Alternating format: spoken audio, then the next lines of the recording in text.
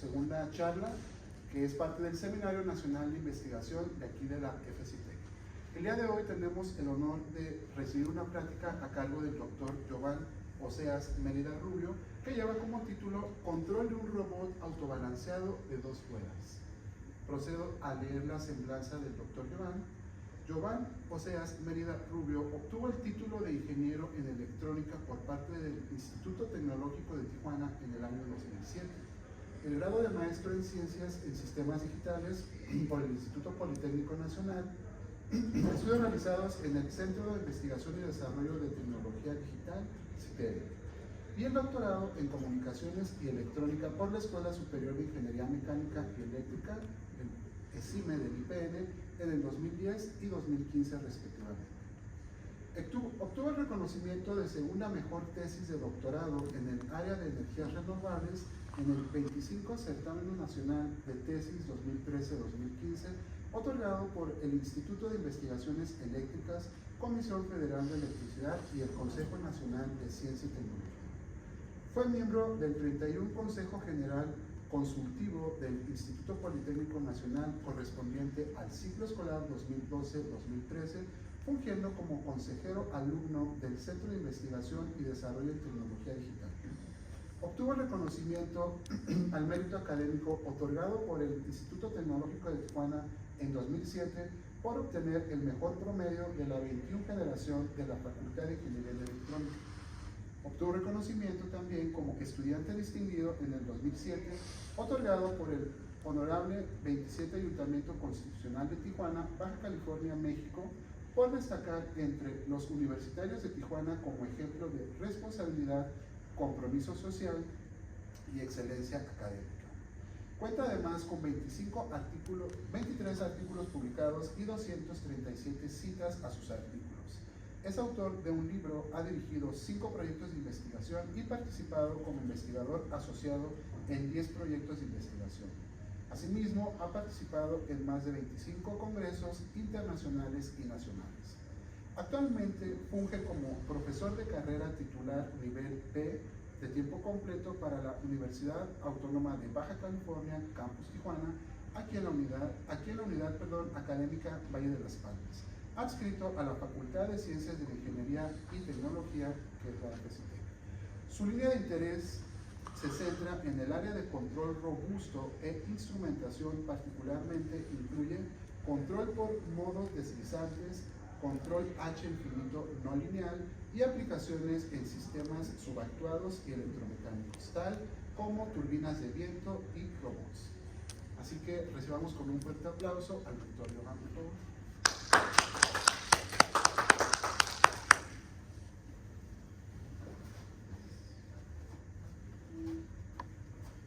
Bien, pues vamos a iniciar con la charla que titula Control de un robot autobalanceado de 2 ruedas.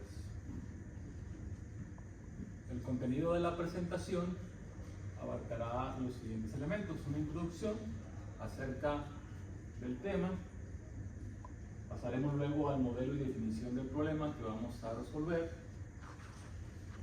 luego el desarrollo a través del diseño del controlador y finalmente presentaremos los resultados y las conclusiones.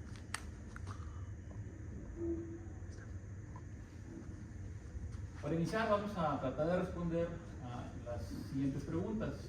Primero, ¿por qué son importantes los sistemas de control? Una vez que definamos la importancia o justifiquemos el estudio del tema, ¿qué es un sistema de control? Y finalmente vamos a ver los elementos básicos que componen a un sistema de control. Esto para introducirnos al tema y luego poder comprender un poco acerca del control del robot de 2 llantas, que es el tema con el que estamos trabajando. Bien, ¿por qué son importantes los sistemas de control? Nosotros vemos que en la actualidad, conforme la tecnología va avanzando en las distintas áreas del conocimiento, genera que se vayan creando o fabricando sistemas mucho más complejos. Normalmente la complejidad está, o la podemos medir en función de la cantidad de sensores y en función de la cantidad de actuadores que tiene un sistema. Entonces eso genera altos requerimientos y para poder cumplir con esos requerimientos nosotros vamos a utilizar pues el control automático, la teoría del control automático, que va a permitir realzar la calidad del producto, asegurar una minimización de la basura y de la energía, va a permitir la protección del medio ambiente, una mayor producción, márgenes de seguridad más altos y va a reducir el costo global. Algunos campos de aplicación pues están en la parte de las energías a través de hidroeléctrica, energías renovables por turbinas de viento, el área de la robótica, el área aeronáutica o espacial y obviamente el área del automovilismo. Solo por dar un ejemplo sencillo de cómo los sistemas de control se están integrando a los diferentes sistemas de nuestra sociedad, vemos aquí un ejemplo de un edificio inteligente. Al final de cuentas, la intención de cualquier sistema es pues, mejorar su desempeño, ahorrar energía, bajar los costos y demás, ¿no? Y que se nos ofrezca un mejor servicio de una manera autónoma, ¿no? Entonces, un edificio inteligente, vamos a ver que aquí tiene 9 subsistemas. Un medidor inteligente de energía, la parte de la iluminación, control de incendios, una supervisión 24/7, la carga de vehículos híbridos y eléctricos, medidores inteligentes de agua, la parte del clima, los ascensores y el acceso y seguridad del edificio, ¿no? Cada subsistema de control trabaja de manera independiente y como un conjunto, ¿no? Y permiten que el beneficio que nos viene a proporcionar pues sea mucho mayor. Si vemos ahora sistemas aún más complejos, como en el caso de los aviones, podemos nosotros ver que si lo descompusiéramos en cada una de sus partes, pues vamos a encontrar cientos de sistemas de control que trabajan primero de manera independiente y luego en conjunto para que al final de cuentas tengamos pues, la aplicación de poder viajar a través de este medio de transporte. Otros ejemplos, las robóticas, tenemos aquí lo que son los robots manipuladores, una línea de producción y pues no tenemos personas, ¿no? Estamos automatizando los procesos, haciéndolos más seguros, haciéndolo menos difícil para el ser humano. Tenemos otras áreas que están desarrollando como es la entrega de paquetes a través de cuadrotores, los robots que se llaman utilities, que hacen la función de un utility dentro de una empresa, es decir, ellos entregan o manejan el material que se va a utilizar en las células de manufactura para fabricar algún elemento o un dispositivo. Y la robótica, que es un poquito más complicada, es aplicada a tratar de emular o simular el desempeño de los seres vivos. Bien, pues ya vemos la importancia de los sistemas de control. Ahora, ¿qué es básicamente el control? Y es aquí que son sistemas dinámicos, son aquellas donde vemos el proceso natural, las cosas suceden, pues la intención es ir con el flujo de la vida, solo que para nuestra conveniencia nosotros vamos a ver lo que sucede y lo vamos a controlar. Vamos a tratar de que las cosas que ya sucedan de una manera que yo quiero. Entonces, siempre que se cumple ese principio, nosotros estamos controlando algo. ¿Qué componentes básicos vamos a encontrar en un sistema de control? Primero, el sistema o planta, que se utiliza mucho esta palabra en la jerga del lenguaje de ingeniería de control, y no es más que el sistema físico que queremos controlar. Puede ser pues, cualquier cosa, sistema mecánico, eléctrico, biológico, inclusive puede ser simplemente un sistema matemático, ¿no? No es necesario que exista para poder controlarlo.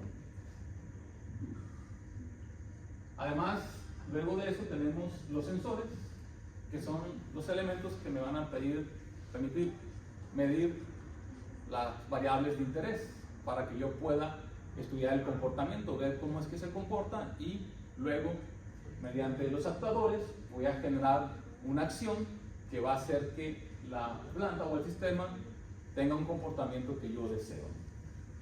¿Y quién es el que va a integrar a estos tres elementos y va a modificar el comportamiento? Va a ser el algoritmo de control, que normalmente es una estructura matemática que yo necesito diseñar.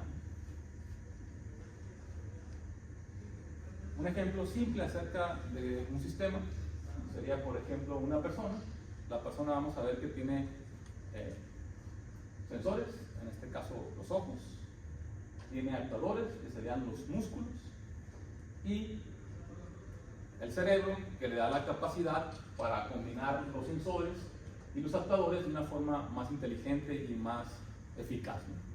Si yo tengo estos tres elementos y los tengo en su máximo rendimiento, lo que va a permitir es que yo pueda competir a un alto nivel. Entonces vemos aquí cómo los sensores proveen los ojos, los actuadores los músculos, y la teoría de control va a proveer la destreza. En un diagrama a bloques, la planta la vamos a tener como aquella cosa que nosotros pensamos que necesita control. La entrada que voy a aplicar va a ser hacer que las cosas pasen, porque la planta se comporta de una manera deseada, y la salida pues va a ser el comportamiento que la planta tiene y el cual yo voy a necesitar observar. Ahora, debido a que existe lo que se conocen como perturbaciones, donde la perturbación es una entrada, pero es una entrada que yo no puedo definir o yo no puedo controlar. Esta sí la puedo controlar, pero esta no. Entonces, es debido a que en la naturaleza y en los diferentes procesos existen perturbaciones que yo necesito diseñar un sistema de control. Si no existiera esto, sería mucho más sencillo obtener una salida deseada simplemente aplicando la entrada necesaria, ¿no? Eso se conoce como control enlazo abierto. Pero como la perturbación me va a modificar la salida y no puedo evitarlo, yo no puedo dejar este esquema así enlazo abierto. Tengo que hacer algo. Cuando la perturbación me modifica la salida, como yo la tengo que observar, tengo que hacer algo, ¿no? Y lo obvio es pues, modificar la entrada, pues para ajustarme, compensar el efecto que tiene la perturbación sobre mi sistema y obtener la salida. ¿Cómo logro eso? Usando lo que se conoce como sistema de control enlace cerrado. Entonces tengo la planta, tengo esta perturbación, voy a medir la salida a través de un sensor. El sensor me va a dar cierta información de la salida y yo voy a comparar la salida medida con una referencia o con el valor que yo quiero que alcance la salida de mi planta. ¿Okay? Esto me genera un error. Obviamente, si el error es 0, implica que la salida es igual a la entrada y no tengo ningún problema. Pero si el error es diferente de 0, entonces esa información se la voy a pasar al controlador y el controlador va a generar una nueva señal de control que se la va a pasar a los músculos que van a hacer que se mueva la planta de la manera deseada. ¿Okay? Entonces, cada vez que hay una perturbación que me lleve la salida a un valor distinto de la referencia, debido a que yo estoy observando de manera constante lo que está pasando aquí y estoy generando esta diferencia y estoy generando el control basado en el error, entonces cada vez que hay un cambio en la salida va a haber un cambio en la entrada y voy a estar corrigiendo el efecto que va a tener la perturbación sobre mi planta. Y de esta manera voy a poder controlar de tal manera que la salida siempre se acerca a la referencia, que es lo que yo busco. Dentro de los sistemas hay una de las clasificaciones que es que el sistema sea completamente actuado. Aquí tengo un robot manipulador de 3 grados de libertad, donde los grados de libertad se refiere a movimientos independientes, ¿no? Por ejemplo, nuestro brazo tiene por lo menos 3 grados de libertad. Del hombro al codo tengo un movimiento, ese es un grado de libertad. ¿Okay? Del codo a la muñeca tengo otro grado de libertad, ¿no? Note que yo puedo mover el codo aunque este no se mueva, o puedo mover esto aunque el codo no se mueva, ¿no? Son movimientos independientes, que están obviamente interconectados, pero son independientes, se lo puedo manejar de manera independiente. Y un tercer grado de libertad puede ser la muñeca, ¿no? ¿Okay? Puedo moverlo en un cierto ángulo. Bueno, este robot tiene precisamente esos 3 movimientos. El primer movimiento es el ángulo que lo denotamos aquí como Q1, y lo que hace esto es girar alrededor del eje Z, ¿no? El robot. Tengo ahora el eslabón L1 de aquí a aquí, que me genera este segundo ángulo, y tengo este tercer eslabón que me genera un tercer ángulo. Pues tengo 3 grados de libertad. ¿Cuál sería la forma más sencilla para dar resolución? Pues al igual como mi brazo. En mi brazo yo puedo controlar de manera independiente cada uno de los movimientos porque tengo un músculo en cada uno de los eslabones. Entonces yo pongo un motor aquí abajo, pongo un motor aquí, pongo un motor aquí, y el problema lo puedo resolver de una manera más sencilla. Además, obviamente voy a hacer uso de computadora, tarjeta de adquisición y un lazo de control en lazo cerrado, similar al que teníamos en la parte de atrás. Existen los sistemas que se conocen como subactuados, es decir, que no están completamente actuados. ¿Y cuál es la diferencia con los que están completamente actuados? Pues que el número de entradas de control que tengo es menor a los grados de libertad del sistema. Aquí tenemos un ejemplo. Tengo un robot de 2 grados de libertad. Este sería mi primer movimiento, dado aquí por Q1, y este sería el segundo movimiento independiente, dado por Q2. Si yo pongo aquí un motor, entonces estoy actuando esta parte. Si yo no pongo aquí, ¿cuál sería lo más sencillo de hacer? Poner otro motor aquí y el problema sería más sencillo de resolver. Pero voy a suponer que yo no tengo dinero para comprarme un segundo motor.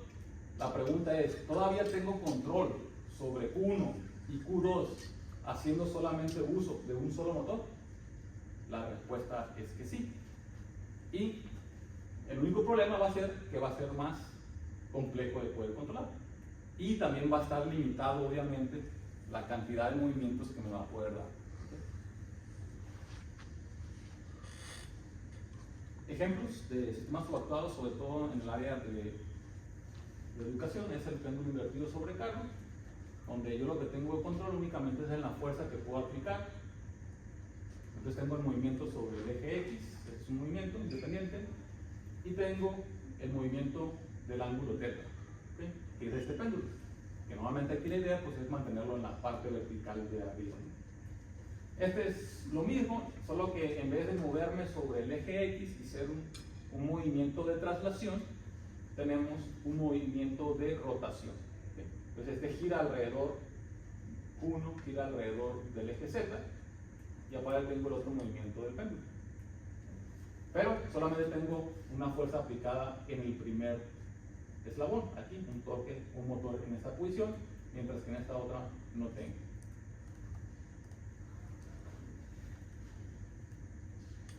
Aplicaciones de sistemas subactuados, con estos que ustedes seguramente han visto. Aquí tengo un cuadrotor y tengo un helicóptero. Normalmente la cantidad de movimientos independientes que tiene un cuerpo rígido si son de ingeniería saben que son 6. 3 en el plano X, Y y Z, y 3 que son los ángulos: pitch, roll y wow. ¿Okay? Entonces, noten que si este cuerpo tiene 6 movimientos independientes y yo lo quisiera tener completamente actuado, necesitaría un motor para cada movimiento. Ustedes ven que aquí nada más tenemos 4 motores, y a pesar de eso, él se mueve en el espacio de los 6. ¿Okay? Y no se diga este solamente no tiene normalmente dos motores, uno acá atrás y uno aquí arriba. Y a pesar de eso, el controlador, que sería el piloto, con bastante habilidad, es capaz de maniobrarlo en 6 grados. Entonces son ejemplos de sistemas subactuados. ¿Qué ventajas tienen? Pues tamaño más reducido, menor costo. De ventaja va a ser entonces el precio, ¿no? Las aplicaciones, otras son el cohete y un robo bípedo. Aquí tengo un cohete, noten que pues yo quiero mantener cierto ángulo, θ, para llegar a cierta posición. Y tengo una sola entrada. La entrada es el empuje que me da aquí esta tobera. ¿Sí? Entonces, mediante el control de este ángulo, que yo puedo estar modificando, debo de controlar además también este otro ángulo, ¿no? Para llevar una posición. Entonces son 2 grados de libertad y solamente tengo una entrada. El robot bípedo es lo mismo, tengo 2 ángulos para cada una de las piernas y solo voy a tener un actuador. otra aplicación que es básicamente la que nosotros vamos a abordar aquí, es el péndulo invertido con llantas, son dos llantas. Este péndulo voy a tratar de mantener la posición vertical mientras hago movimientos, mientras me traslado, ¿no? Aquí en la figura 8 pues vemos los diferentes ángulos que tiene. Tenemos el roll, el yaw, el pitch, que son los tres. Y aparte pues este también se puede mover en X, Y, Z. Que tenemos los 6 grados de libertad, pero en este caso solamente tenemos dos actuadores, uno aquí y otro acá, uno en cada llanta, ¿no? Entonces es un sistema subactuado. Bien, entonces ventaja de los sistemas actuados: menor número de actuadores. Al tener menor número de componentes, obviamente reduzco la posibilidad de fallos, reduzco el peso y las dimensiones y obviamente reduzco el costo. Son razones como para implementar el estudio y la aplicación de ese tipo de sistema. Bien. Ahora sí, el problema que nosotros vamos a resolver es la estabilización del robot de dos ruedas en su posición invertida inestable, en la parte de aquí de arriba. Es el problema muy similar al problema de la escoba. Cuando éramos niños, creo que todos lo hemos hecho, ¿no? O sea, agarramos la escoba y tratamos de mantener una posición vertical de arriba. El objetivo entonces es resolver el problema de estabilización en la posición invertida inestable del modelo del robot de dos ruedas mediante el diseño de un algoritmo de control óptico. Bien, lo que vamos a hacer, vamos a obtener primero un modelo matemático que me describa el comportamiento de la planta o del sistema físico. Y luego vamos a definir el problema en términos del control que vamos a utilizar.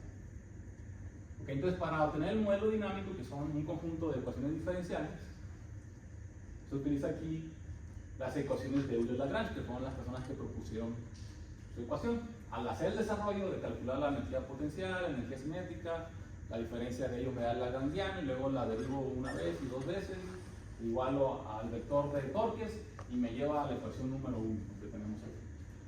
Estas ecuaciones están basadas obviamente en la dinámica que podemos ver aquí en las convenciones de este modelo, donde tengo un movimiento en Z, en X y Y, obviamente los tres puntos, pero además tengo el ángulo gamma, que va a ser el ángulo del péndulo, el que básicamente quiero mantener aquí arriba.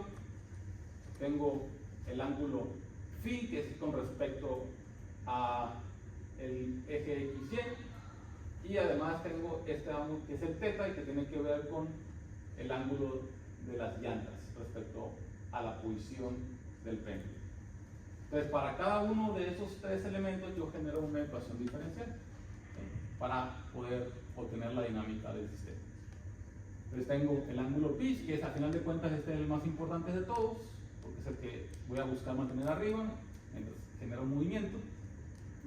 Pero para lograr eso, pues tengo que conocer el ángulo de las llantas y el ángulo también con respecto a mi plano cartesiano.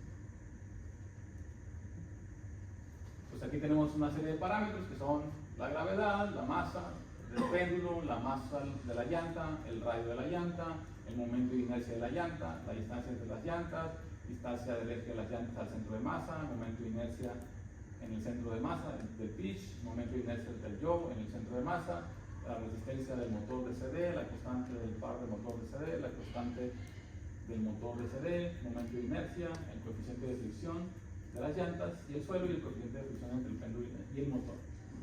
Todos estos parámetros necesito yo conocerlos para poder implementar esta ecuación diferencial. Bueno, ya que tengo mi modelo matemático, ahora voy a diseñar una ley de control, denotada aquí por U, que va a resolver el problema de estabilización en la posición invertida inestable del robot de dos llantas. Vamos entonces al diseño del controlador. El modelo anterior que teníamos era un modelo no lineal, porque si notan aquí aparecen funciones no lineales, senos y cosenos, términos cuadráticos por aquí en la dinámica, como este, me hacen la ecuación no lineal.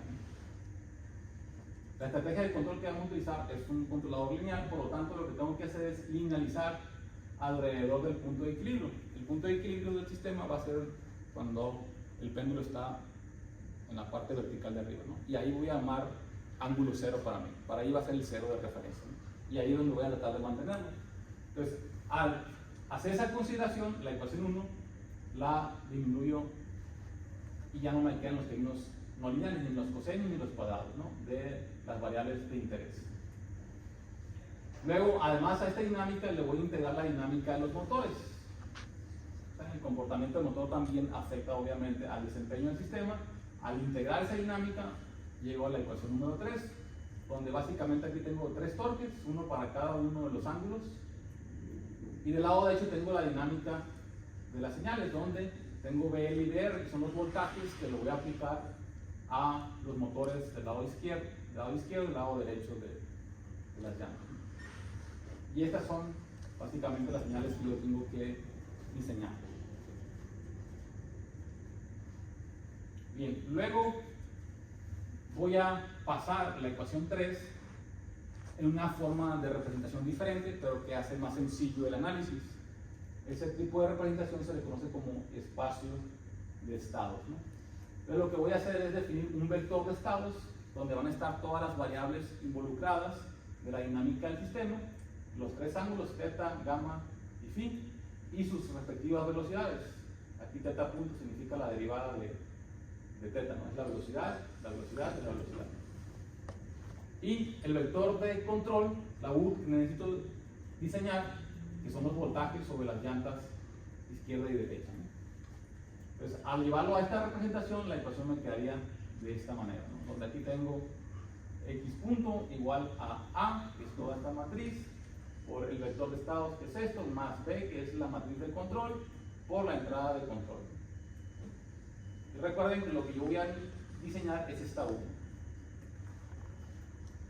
La ecuación que tenemos aquí, y igual a cx, me indica qué es lo que yo necesito medir para poder controlar la planta. En este caso voy a suponer que puedo medir todos los estados, por eso la matriz C queda definida de esta manera. Si yo multiplico C por X, pues me va a quedar básicamente todos estos elementos a la salida.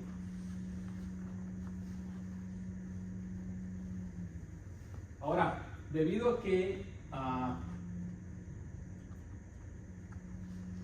podemos nosotros reducir el orden del sistema por su dinámica, lo que voy a hacer, o lo que hacemos en este problema, voy a eliminar 2 estados. Voy a eliminar θ y alfa, porque son las posiciones, y aunque me ayudan a la hora de diseñar el controlador, no son estrictamente necesarias, las puedo omitir. Es decir, puedo omitir 2 sensores, y si yo puedo reducir la cantidad de sensores y puedo lograr, al final de cuentas, controlar la planta, pues me conviene. Entonces, por eso lo vamos a hacer. Entonces, en vez de tener un vector de 6 elementos, voy a tener un vector de 4 elementos únicamente. La entrada de control obviamente no cambió, y sería 5 con el sistema que vamos a trabajar. Bien, ok, ya que tengo la descripción de la planta en términos de variable de estado, voy a ver cómo se va a hacer la interconexión interna del sistema de control. Bueno, primero le tengo que decir cuál es la posición deseada, a la que quiero que se mantenga el robot de 2 grados. Esa información se la voy a pasar al algoritmo de control, ¿sí?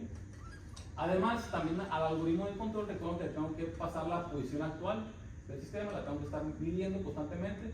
Además de leerla, la tengo que acondicionar, porque normalmente en las mediciones tengo ruido, y el ruido pues es una perturbación indeseada, y una manera de solucionar este problema es hacer una especie de filtrado de esta señal para que sea adecuada, ¿no? Aquí genero el error, se lo paso al algoritmo de control, tomo una decisión en función del error. Necesito, en este caso, un actuador que me va a amplificar la señal, en este caso el voltaje o la energía que se le va a aplicar a los motores, para que estos motores a su vez muevan al robot, ¿sí?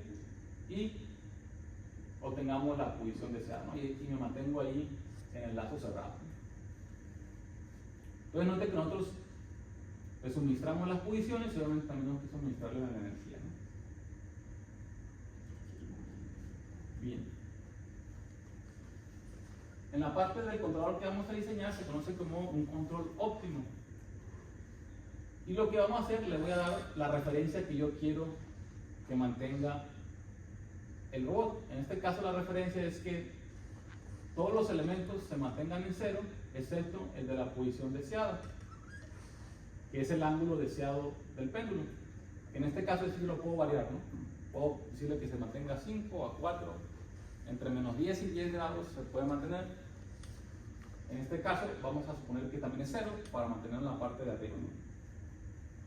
Entonces lo que tenemos que hacer es diseñar esta entrada de control.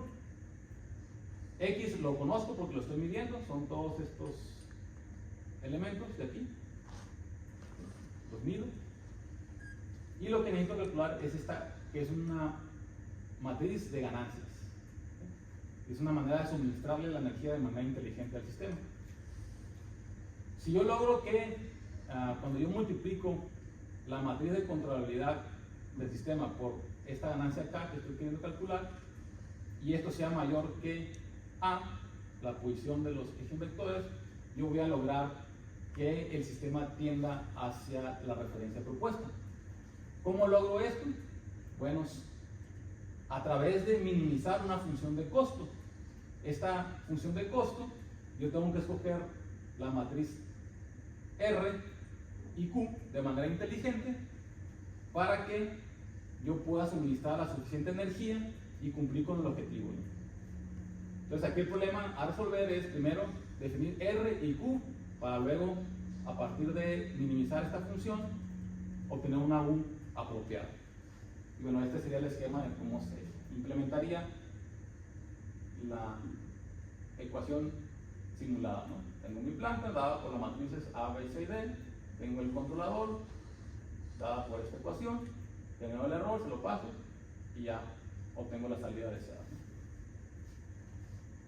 Bien, entonces, mediante el método de prueba y error, sintonizamos Q y R, las buscamos en función de la dinámica del sistema, escogemos estos términos y resolvemos la ecuación de Riccati, que me va a dar una matriz P, y a partir de esa matriz P, ¿okay?, de la R que yo definí y de la matriz de control del sistema, obtengo lo que es las ganancias del controlador, ¿no?, que me llevarían a estos valores, ¿no? Noten que son dos vectores, ¿okay?, de 4 elementos. El primer vector es el voltaje que le voy a aplicar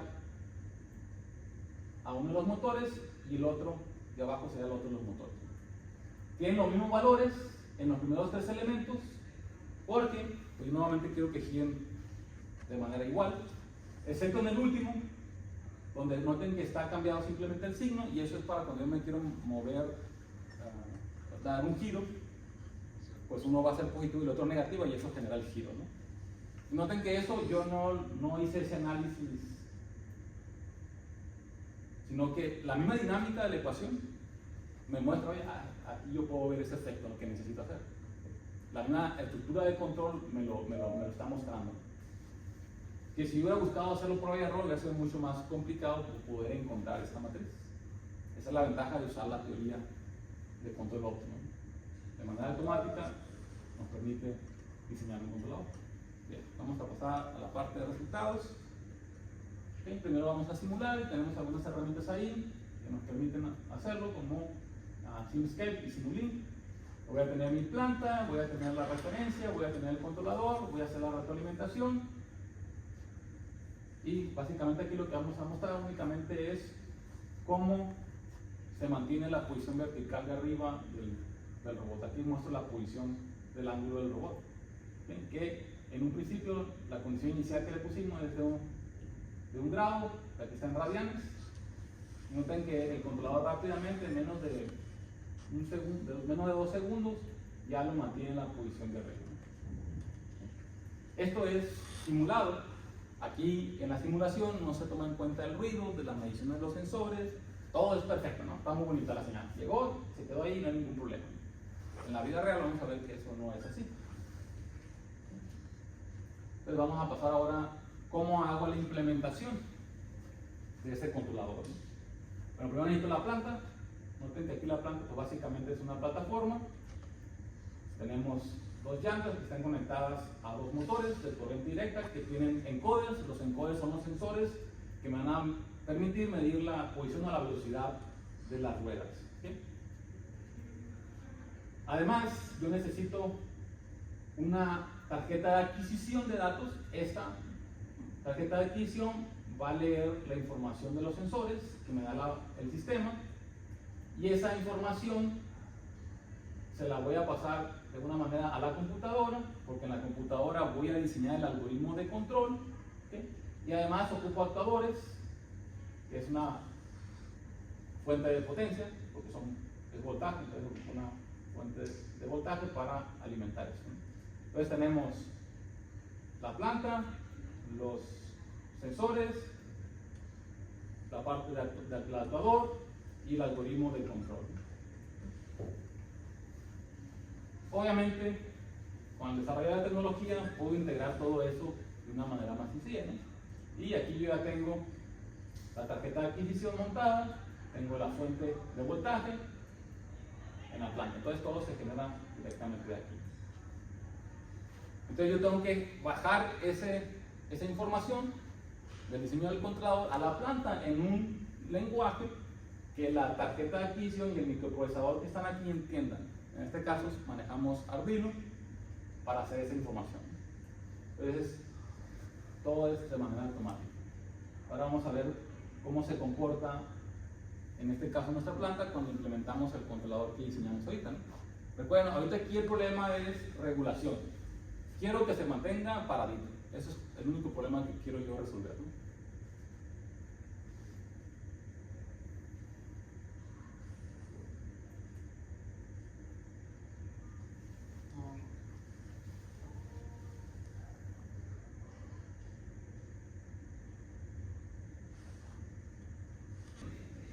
El robot se está autobalanceando de manera automática, manteniendo la posición vertical de arriba. Sin control, obviamente esa plataforma se caería por el peso. Ahí lo que voy a hacer es meter perturbaciones al sistema, que tratan en este caso de tumbar a la plataforma, y vemos cómo los motores, a través del controlador diseñado, mantienen al robot en la posición vertical de arriba. Entonces aquí estamos resolviendo lo que se conoce como el problema de regulación o de estabilización del robot.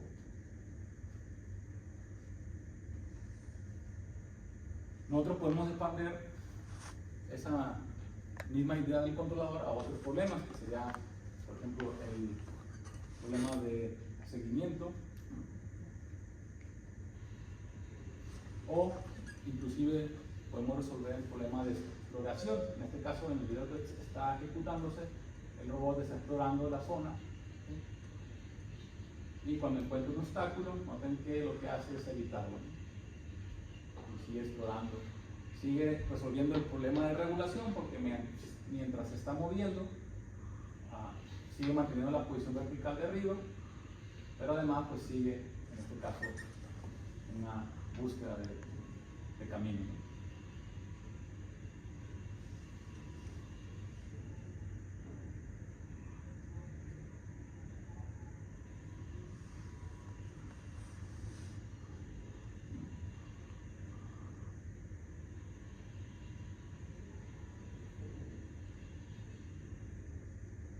Para ello, obviamente, tuvimos que integrarle un nuevo sensor, el cual pues indica que tiene algo enfrente, ¿no? Y que hay que evitar.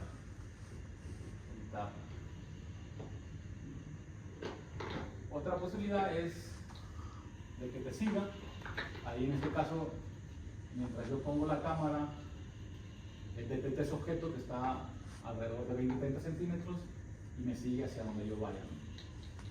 Igual sigue siendo la base del problema de regulación, el diseño, solo que se agregan algunos conceptos ahí necesarios, ¿no?, para la aplicación.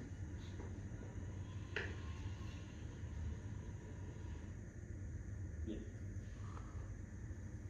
Como conclusiones, vemos que el diseño de control óptimo, que es la estrategia de control que nosotros implementamos aquí, es una herramienta pues simple y poderosa que permite controlar sistemas altamente no lineales, sistemas subactuados en este caso, y pues resolvimos el problema de estabilización en la posición invertida inestable del robot de 2 ruedas, cumpliendo pues las especificaciones de manera satisfactoria.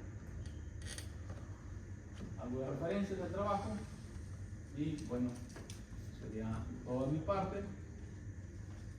Si tienen alguna pregunta, adelante.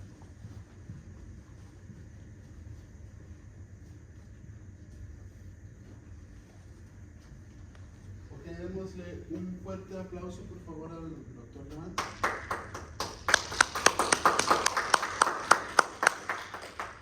Muy bien, bueno, tenemos tiempo para algunas preguntas. No sé si alguien quiera hacer alguna pregunta, si tenga alguna duda con respecto a el tema que nos platica el doctor. Bueno, yo quiero comentar algo. A mí la verdad se me hace muy interesante. Yo creo que muchos de los estudiantes que se encuentran, principalmente los que están en tronco común, seguramente entran, ¿no?, con esa incertidumbre de que no, hay que las matemáticas, cuál es la aplicación real que se le puede dar. Y pues yo veo que aquí son muchas matemáticas, Giovanni. Veo que está muy aplicado y pues se me hace muy interesante, ¿no? Ahora, dentro de los programas educativos que se ofertan aquí en la FCT, ¿quiénes consideras tú que tiene o que le pueden dar más aplicación a este tema que tú abordas? Sí, pues el programa educativo que es más afín sería ingeniería mecatrónica. ¿Por qué? Porque ustedes notan el sistema que estamos trabajando, pues es un sistema mecánico, un sistema electrónico, un sistema que tiene computación y que tiene además control. Y la mecatrónica son las 4 áreas que la componen. Entonces sería la carrera más afín. Eso no implica que un ingeniero en electrónica o un ingeniero quizás mecánico O aeroespaciales probablemente podrían, pero obviamente necesitarían algunas otras habilidades que tenían que adquirir por ellos mismos. Ok, porque sí veo que hay conocimientos tanto de la parte de programaciones que trabajan en Arduino, más la parte electrónica, o sea, son varios componentes, ¿no?, que se integran. Y por ejemplo, vi que los videos que grabaste fueron aquí en la facultad o son. Sí, son. ¿Ustedes lo armaron aquí con los chicos de mecatrónica? No, ese robot, nosotros lo que hicimos es comprar la estructura física, nosotros hicimos la parte del control. No, pues la verdad se me hace muy interesante. Y por ejemplo, si hay chicos de alguno de los programas, principalmente pues mecatrónica, no sé, que se quieran integrar a algún como proyecto de investigación, no sé si hay la posibilidad de hacer alguna tesis o algo contigo. Sí, pueden acercarse aquí conmigo o con otro maestro de mecatrónico, porque algunos de ellos también trabajan en cosas similares, que hacen con nosotros y estamos abiertos a trabajar en artículos o tesis y así lo desean. Excelente, ¿no? Pues muy interesante. Bueno, si no hay más preguntas, dudas o algún comentario, procedo a leer lo que es la entrega y lectura de la constancia, que dice así. Dice: Universidad Autónoma de Baja California, Facultad de Ciencias de la Ingeniería y Tecnología, Unidad Valle de las Palmas, otorga la presente constancia al doctor Jovan Oseas Mérida Rubio por su participación como ponente en el Seminario Nacional de Investigación con el tema Control de un robot autobalanceado de 2 ruedas, presentada ante la comunidad universitaria de esta facultad. Tijuana, Baja California, México, a 5 de septiembre de 2024, por la realización plena del SER, firma nuestro director, el doctor David Abdel Mejiante. Muchas gracias, un aplauso. Muchísimas gracias. 12 en punto. Muchísimas gracias por acompañarnos en que fue nuestra segunda plática. Recuerden registrar su asistencia en el código QR que se encuentra por ahí circulando. Y pues eso sería todo. Nos esperamos la siguiente semana.